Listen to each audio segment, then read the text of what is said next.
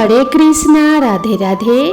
नमस्कार दोस्तों, आप सभी का दिन शुभ और मंगलमय हो। आप सभी के ऊपर भगवान सूर्य नारायण की कृपा सदा सर्वदा बनी रहे। जिस तरह से सोमवार का दिन भगवान शिव को समर्पित होता है, उसी प्रकार से रविवार का दिन सूर्य देवता को समर्पित होता है। ज्येष्ठ माह में पड़ने वाले रविवार का और भी ज्यादा महत्व शास्त्रों में बताया गया है। रविवार के दिन सूर्य देव की पूजा करने से और सूर्य देवता को अर्घ्य देने से जीवन के सभी दुख दूर हो जाते हैं, शारीरिक और मानसिक कष्ट दूर होते हैं और सभी प्रकार के सुखों की प्राप्ति होती है। आज के दिन सूर्य देव की पूजा करके सभी भक्तजनों को व्रत कथा अवश्य ही पढ़नी अथवा सुननी चाहिए। तो आज की इस वीडियो में आप सुनेंगे रविवार व्रत कथा। पौराणिक व्रत कथा के अनुसार प्राचीन काल में किसी नगर में एक बुढ़िया माई रहती थी। वह प्रत्येक रविवार को सुबह उठकर स्नान आदि से निवृत्त होकर अपने आंगन को गोबर से लीप कर स्वच्छ रखती थी। फिर सूर्य देव की पूजा करके भोजन तैयार कर भगवान को भोग लगाकर ही स्वयं भोजन ग्रहण किया करती थी। भगवान सूर्य देव की कृपा से उसे किसी भी प्रकार का कोई कष्ट नहीं था। धीरे धीरे उसका घर धन्य धान्य से भर रहा था। उस बुढ़िया माई को सुखी होते देखकर उसकी एक पड़ोसन उससे बुरी तरह जलने लगी। बुढ़िया ने कोई गाय तो पाल नहीं रखी थी, इसीलिए रविवार के दिन घर लीपने के लिए वह अपनी पड़ोसन के आंगन में बंधी हुई गाय का गोबर लाया करती थी। पड़ोसन ने कुछ सोचकर एक दिन अपने गाय को घर के अंदर बांध दिया। अगले दिन रविवार का दिन था और गोबर नहीं मिल पाने के कारण उस दिन बुढ़िया ने सूर्य भगवान को भोग भी नहीं लगाया। जब भोग नहीं लगाया तो उस दिन उसने स्वयं भी भोजन नहीं किया। इस प्रकार सूर्यास्त होने पर वह बुढ़िया भूखी प्यासी ही सो गई। उसने इस तरह से निराहार रहकर व्रत रख लिया। रात में सूर्य भगवान ने उसे स्वप्न में दर्शन दिए और व्रत न करने और उन्हें भोग न लगाने का कारण पूछा। तब बुढ़िया ने बहुत ही विनीत स्वर में पड़ोसन के द्वारा घर के अंदर गाय को बांधने और गोबर न मिल पाने की बात कही। सूर्य भगवान ने अपने भक्त की परेशानी का कारण जानकर उसके सब दुख दूर करते हुए कहा कि हे माता, आज हम आपको एक ऐसी गाय प्रदान करेंगे जो सभी इच्छाएं पूर्ण करती है, क्योंकि आप हमेशा रविवार को पूरा घर गाय के गोबर से लीप कर फिर भोजन बनाकर मुझे भोग लगाकर ही स्वयं भोजन करती हो। इससे मैं बहुत अधिक प्रसन्न हूँ। मेरा व्रत करने और कथा सुनने से निर्धन को धन और बांझन को पुत्र की प्राप्ति होती है। स्वप्न में उस बुढ़िया को ऐसा वरदान देकर भगवान सूर्य नारायण अंतर ध्यान हो गए। प्रातः काल सूर्योदय से पहले उस बुढ़िया की आंख खुली तो वह अपने घर के आंगन में सुंदर गाय और उसके बछड़े को देखकर हैरान हो गई। गाय को आंगन में बांधकर उसने जल्दी से उसे चारा लाकर खिलाया। पड़ोसन ने उस बुढ़िया के आंगन में बंधी हुई सुंदर गाय और बछड़े को देखा तो वह उससे और भी अधिक जलने लगी। तभी गाय ने सोने का गोबर कर दिया। गोबर को देखते ही पड़ोसन की आंखें आश्चर्य से खुली की खुली रह गई। पड़ोसन ने उस बुढ़िया को आसपास न पाकर तुरंत उस सोने के गोबर को उठा लिया और अपने घर ले गई और अपनी गाय का साधारण गोबर वहां रख दिया। सोने के गोबर से पड़ोसन कुछ ही दिनों में धनवान हो गई। वह चुपके चुपके बुढ़िया के घर से गोबर ले आया करती थी और अपनी गाय का साधारण गोबर उसकी जगह पर रख दिया करती थी। बुढ़िया को इस बात की कोई खबर नहीं थी। गाय प्रतिदिन सूर्योदय से पहले सोने का गोबर किया करती और बुढ़िया के उठने से पहले ही वह चालाक पड़ोसन उस गोबर को उठाकर ले जाती थी। बहुत दिनों तक तो बुढ़िया को सोने के गोबर के बारे में कुछ भी पता नहीं चला। बुढ़िया पहले की तरह हर रविवार को सूर्य भगवान का व्रत करती रही और कथा सुनती रही। लेकिन सूर्य भगवान ने जब पड़ोसन की इस चालाकी को देखा, तब एक दिन उन्होंने बड़ी तेज की आंधी चलाई। आंधी का प्रकोप देखकर बुढ़िया ने गाय को घर के भीतर बांध दिया। सुबह उठकर बुढ़िया ने सोने का गोबर पड़ा हुआ देखा तो उसे बहुत बड़ा आश्चर्य हुआ। उस दिन के बाद बुढ़िया अपनी गाय को घर के भीतर ही बांधने लगी। सोने के गोबर से वह बुढ़िया कुछ ही दिनों में बहुत धनवान हो गई। उस बुढ़िया के धनवान होने से वह पड़ोसन बुरी तरह जलकर राख हो गई। जब उसे सोने के गोबर को पाने का कोई रास्ता नहीं सूझा, तब वह राजा के दरबार में पहुंची और राजा को सारी बात बताई। राजा को जब बुढ़िया के पास सोने की गोबर देने वाली गाय के बारे में पता चला, तब उसने अपने सैनिक को भेजकर बुढ़िया की गाय को लाने का आदेश दे दिया। सैनिक उस बुढ़िया के घर पहुंचे। उस समय बुढ़िया माई सूर्य भगवान को भोग लगाकर स्वयं भोजन ग्रहण करने ही वाली थी कि राजा के सैनिकों ने गाय को खोला और अपने साथ लेकर महल की ओर चले। बुढ़िया ने सैनिकों से गाय को न ले जाने की बहुत प्रार्थना की, बहुत रोई, बहुत चिल्लाई, लेकिन राजा के सैनिक नहीं माने। गाय के चले जाने से बुढ़िया को बहुत दुख हुआ। उस दिन मारे दुख के उसने कुछ भी नहीं खाया और सारी रात सूर्य भगवान से गाय को पुनः प्राप्त करने की प्रार्थना करने लगी। दूसरी ओर राजा को गाय को देखकर बहुत खुशी हुई, लेकिन अगले दिन जैसे ही सुबह राजा उठा, सारा महल गोबर से भरा हुआ देखकर घबरा गया। उसी रात सूर्य भगवान उसके सपने में आए और बोले कि हे राजन, यह गाय उस बुढ़िया माई को लौटा देने से ही तुम्हारा भला होगा। रविवार के व्रत से प्रसन्न होकर मैंने ही उसे यह गाय भेंट स्वरूप दी है। सुबह होते ही राजा ने उस बुढ़िया को महल में बुलाकर बहुत से धन के साथ सम्मान सहित गाय लौटा दिया और अपनी इस गलती के लिए क्षमा भी मांगी। इसके बाद राजा ने पड़ोसन को दंड दिया। इतना करने के बाद राजा के महल से गंदगी दूर हो गई और उसी दिन से राज्य में राजा ने घोषणा कराई कि सभी स्त्री पुरुष रविवार का व्रत किया करें। रविवार का व्रत करने से सभी लोगों के घर धन्य धान्य से भर गए। चारों ओर खुशहाली छा गई। जिन्हें शारीरिक कष्ट था, उनके सभी शारीरिक कष्ट भी दूर हो गए। इस प्रकार समस्त नगर को सूर्य देव की कृपा प्राप्त हो गई। इसीलिए हर रविवार के दिन जो भी भक्त सच्चे मन से सूर्य देव की पूजा करके उपवास रखता है और इस कथा को पढ़ता या दूसरों को सुनाता है, सूर्य देव की कृपा से उसके सभी कष्ट दूर हो जाते हैं। यदि व्रत ना भी रख पाए तो भी सुबह सूर्य देव को अर्घ देकर सूर्य देव की पूजा करके इस कथा को अवश्य ही पढ़ना और सुनना चाहिए।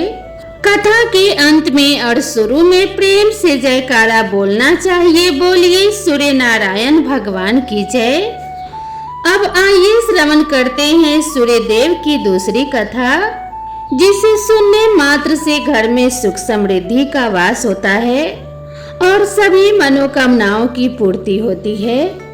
देवलोक के शिल्पकार विश्वकर्मा की एक पुत्री थी जिनका नाम था संज्ञा। वह दिन भर तपती धूप में खेला करती थी।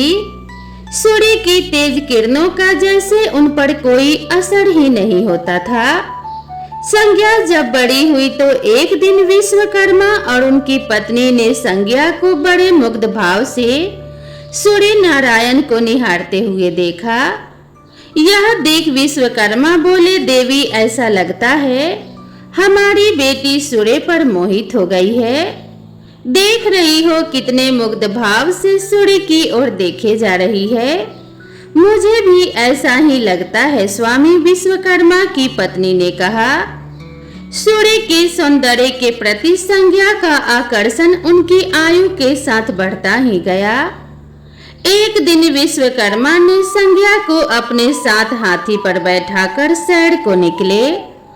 अपनी पुत्री को सूर्य की ओर निहारते देख उन्होंने पूछा, बेटी अब तुम छोटी नहीं रही, सोचता हूँ जल्दी ही तुम्हारा विवाह कर दूं। बताओ किस देव को तुम चाहती हो। पिताजी, आकाश में सूर्य से बढ़कर कोई तेजस्वी नहीं है, संज्ञा ने उत्तर दिया। ठीक है, हम सूर्य के साथ ही तुम्हारा विवाह करा देते हैं, विश्वकर्मा बोले और अपनी पुत्री को लेकर सूर्य देव के पास पहुंचे।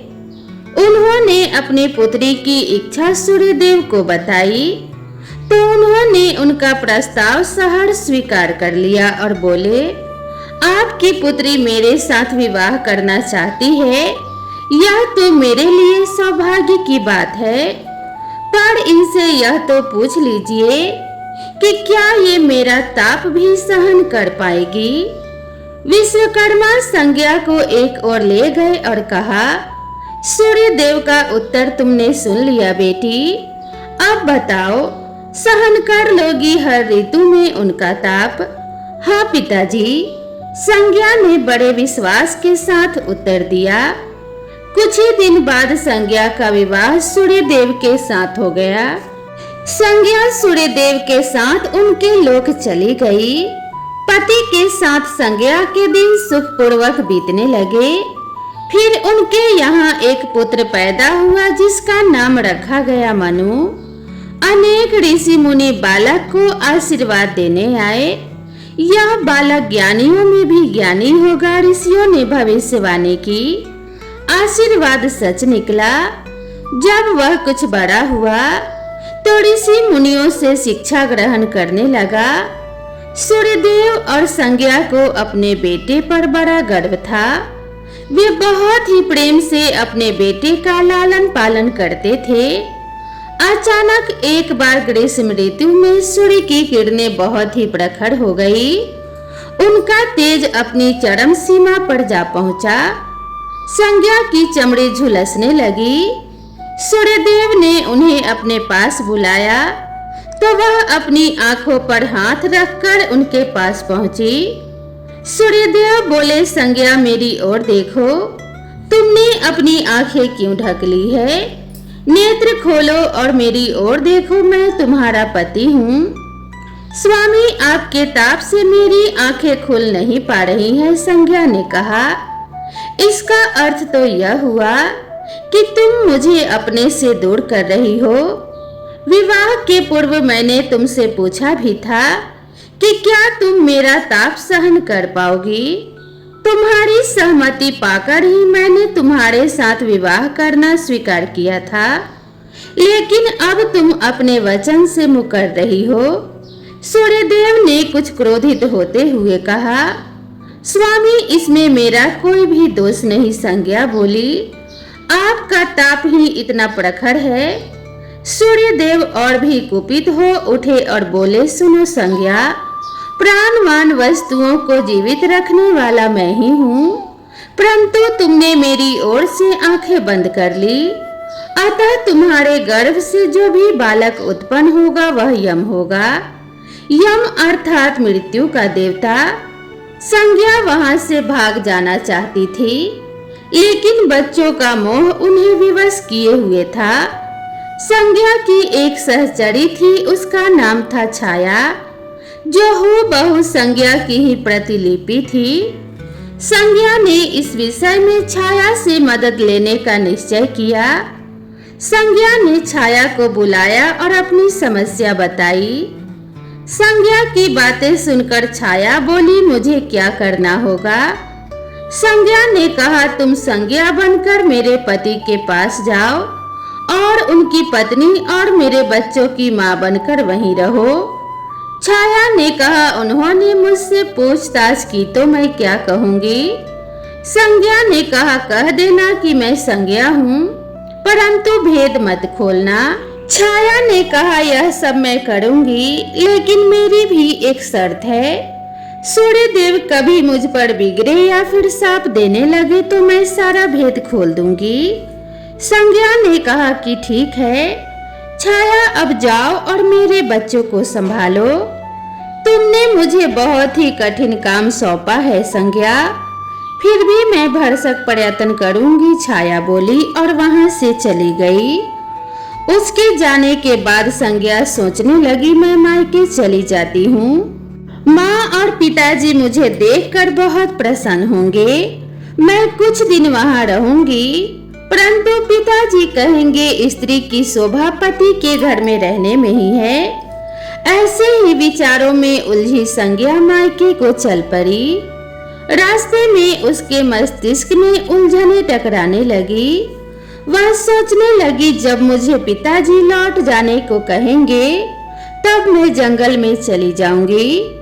कुछ समय बाद संज्ञा अपने मायके पहुंची। पिता ने उसका बड़ा सत्कार किया और बोले, बेटी आओ, सब कुशल मंगल तो है?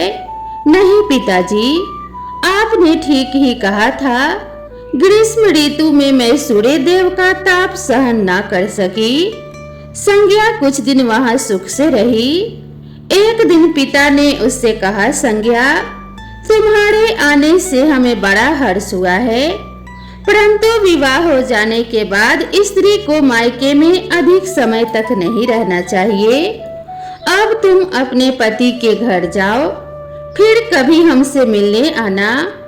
तुम मुझे बहुत प्यारी हो, किंतु पति का घर ही स्त्री का घर होता है। यही मैंने सोचा था, संज्ञा मन ही मन बोली और एक रात चुपचाप पिता का घर छोड़कर जंगल में चली गई। वह सोचने लगी कि मैं सूर्य के सामने नहीं जा सकती, इसीलिए घोड़ी बन जाती हूँ। उस रूप में मुझे कोई पहचान नहीं पाएगा। घोड़ी का रूप धारण कर संज्ञा तपस्या करने लगी, सूर्य के ताप की शक्ति को कम करने के लिए।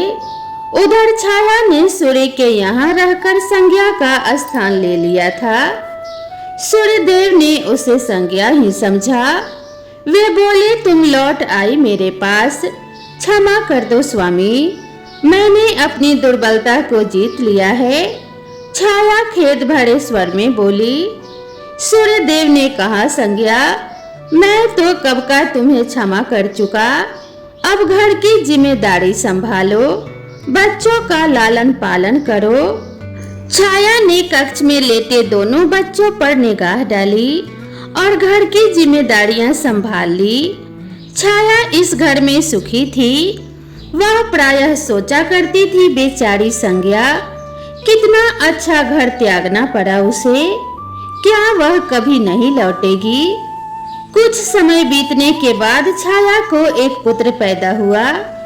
पुत्र पैदा होने के बाद वह कुछ चिंतित रहने लगी और मन ही मन विचार करने लगी कि मुझे यह नहीं भूलना चाहिए कि मैं संज्ञा की छाया ही हूँ। छाया ने एक पुत्र और एक पुत्री को जन्म दिया।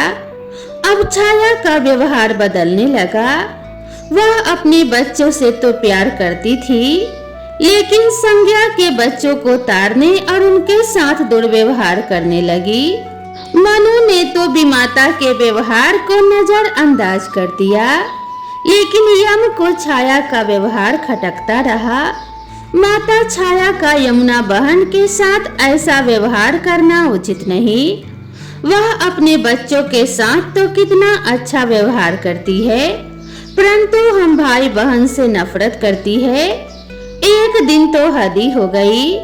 छाया ने यमुना के बाल पकड़े और उसे डंडे से पीटते हुए बोली कि तुम लोग मरते भी तो नहीं, मर जाओ तो मेरा पीछा छूटे। जब छाया देर तक यमुना को पीटती रही तो यम से रहा नहीं गया। उसने जाकर छाया का हाथ पकड़ लिया और गुस्से से बोला, बस माता, अब तुमने यमुना पर हाथ उठाया तो मुझसे बुरा कोई नहीं होगा। अच्छा, तेरी यह हिम्मत मुझे धमकी देता है। ठहर, आज मैं तेरे पिता से इसकी शिकायत करूंगी। छाया क्रोध से सिहर उठी। छाया ने तो इस डर से सूर्यदेव से शिकायत नहीं की कि कहीं उसका भेद उजागर न हो जाए, लेकिन यम और यमुना ने तंग आकर अपने पिता से उसकी शिकायत अवश्य कर दी। पिताजी, यह स्त्री हमारी माँ नहीं है। यम ने कहा, हाँ पिताजी, पुत्र माता से विमुख हो सकता है, परंतु माता की ममता कभी कम नहीं होती। यमुना भी बोल उठी, मैं देख लूंगा, तुम दोनों जाओ, डरो नहीं, सब कुछ ठीक हो जाएगा। ऐसा कहकर सूर्यदेव ने बच्चों को धैर्य बंधाया, लेकिन बच्चों के जाते ही वे सोच में पड़ गए। बच्चे ठीक कहते हैं, यह अवश्य ही कोई मायाविनी है। सूर्यदेव गुस्से में भरकर छाया के पास पहुंचे और उसके केस पकड़कर झकझोरते हुए बोले, सच बताओ, तुम कौन हो? अन्यथा मैं तुम्हें कठोर दंड दूंगा। ठहरिए स्वामी, भय से कांपती हुई छाया बोली, मैं संज्ञा की छाया हूँ। वह आपकी देखभाल का भार किसी को सौंपे बिना नहीं जाना चाहती थी, इसीलिए मुझे आपके पास भेज दिया। वह कहाँ गई? सूर्यदेव ने पूछा। छाया ने कहा, अपने पिता के यहाँ। सूर्यदेव सीधे विश्वकर्मा के पास पहुँचे और उनसे पूछा, संज्ञा कहाँ है? वह तुम्हारे तेज से बचने के लिए यहाँ आई थी, विश्वकर्मा ने बताया। अब वह कहाँ है? मैंने ध्यान करके पता किया है कि उसने घोड़ी का रूप ले लिया है। वह जंगल में घूमती रहती है और तुम्हारे तेज को घटाने के लिए तपस्या कर रही है, विश्वकर्मा ने सूर्यदेव को बताया। तो आप मेरा तेज घटा दीजिए, फिर उसे खोजने के लिए चलते हैं, सूर्यदेव बोले। विश्वकर्मा ने सूर्यदेव के तेज का 8वां भाग छांट दिया, जिससे उनका तेज घट गया। फिर वे संज्ञा को खोजने निकले। उन्होंने राहगीरों से पूछताछ की कि तुमने इधर कोई घोड़ी देखी है? हाँ, एक विलक्षण घोड़ी को हमने नदी के पास विचरण करते देखा है, राहगीरों ने बताया। उसमें विलक्षण क्या बात है? वह घोड़ी मानवीय भाषा में बोलती है, देव राहगीरों ने उत्तर दिया। तब तो वह अवश्य ही संज्ञा होगी, सूर्यदेव बोले। घोड़ी सूर्य के निकट पहुंची और कहा, संज्ञा, मैं सूर्य हूँ, तुम्हारा पति। अब तुम यह घोड़ी का रूप त्याग दो। जब तक मेरी मनोकामना पूरी नहीं होगी, मैं यह रूप नहीं त्यागूंगी। घोड़ी बनी संज्ञा ने उत्तर दिया, तुम्हारी मनोकामना तो पूरी भी हो गई है, सूर्यदेव ने कहा। सूर्यदेव ठीक कहते हैं बेटी, विश्वकर्मा बोले। मैंने इनके तेज का 8वां भाग कम कर दिया है। पिता से आश्वासन पाकर संज्ञा ने अपना घोड़ी वाला रूप त्याग दिया और अपने स्वाभाविक रूप में आ गई। वह हर्ष और विभोर से अपने पिता से लिपट गई और फूट फूट कर रोने लगी। फिर संज्ञा ने झुककर सूर्यदेव के पांव छुए और पूछा, स्वामी, हमारे बच्चे तो सकुशल है ना? हाँ, दोनों बच्चे ठीक हैं। मानो यम और यमुना को अब फिर से माँ मिल जाएगी। सूर्यदेव ने मुस्कुराकर कहा, मैं अब कभी भी अपना घर त्याग कर नहीं जाऊंगी, संज्ञा बोली। आप छाया को क्षमा कर देना और अपने साथ ही रखना। दोनों का मिलन देखकर विश्वकर्मा ने भी अपना आशीर्वाद प्रदान किया। जाओ और सदा सुख शांति से रहो। सूर्यदेव और संज्ञा सूर्यलोक पहुँचे और छाया और बच्चों के साथ आनंद पूर्वक रहने लगे। तो प्रेम से बोलिए सूर्य नारायण भगवान की जय। दोस्तों, आप सभी को यह वीडियो कैसी लगी कृपया कमेंट करके ज़रूर बताएं और इसी तरह की नई नई कथा और नई नई कहानियों के लिए मेरे चैनल से जुड़े रहें। तो मिलते हैं इसी तरह की नेक्स्ट वीडियो में। तब तक आप सभी दोस्तों से निवेदन है कि चैनल पर पहली बार आए हैं तो चैनल को सब्सक्राइब जरूर करें और इसी तरह की नई नई कथा और नई नई कहानी के लिए मेरे चैनल से जुड़े रहें। तो मिलते हैं नेक्स्ट वीडियो में, तब तक के लिए राधे राधे।